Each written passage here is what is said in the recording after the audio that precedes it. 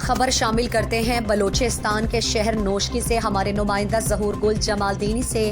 Pakistan Peoples party کے زیر اہتمام انتخابی مہم کے سلسلے میں قاضی آباد وارڈ نمبر 1 میں میر بلال مینگل کی رہائش گاہ پر حمایتی اجتماع منعقد ہوا۔ انتخابی اجتماع میں علاقے کے لوگوں اور نوجوانوں نے شرکت کی۔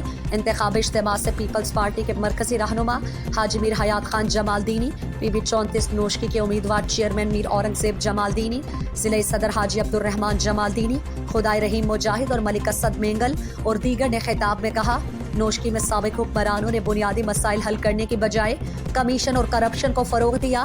ضلع آج بھی بنیادی ضروریات زندگی سے یکسر محروم ہے اور لوگوں کو تعلیم، صحت اور روزگار کے مسائل درپیش ہیں۔ 5 سالوں میں کروڑوں کے فنڈز آئے مگر ان تمام فنڈز کو کرپشن کا شکار بنایا گیا، جس میں ضلع کی پسماندگی میں مزید اضافہ ہوا اور لوگوں کے مسائل میں مزید اضافہ ہوا۔ انہوں نے کہا کہ پیپلز پارٹی نے نئے چہرے نامزد کر دیے۔ عوام ان قوم پرستوں اور مذہب پرستوں کو مسترد کر کے ضلع میں تبدیلی کا آغاز کریں۔ آزمائے ہوئے نمائندوں کو دوبارہ آزمانا ہرگز درست نہیں۔ عوام کی خدمت پہلے بھی کی اور آئندہ بھی کریں گے۔ عوام کو ہرگز مایوس نہیں کریں گے۔ اقتدار میں رہیں یا نہ رہیں، عوام کی خدمت کے لیے پیپلز پارٹی ہمیشہ پیش رہیں گے۔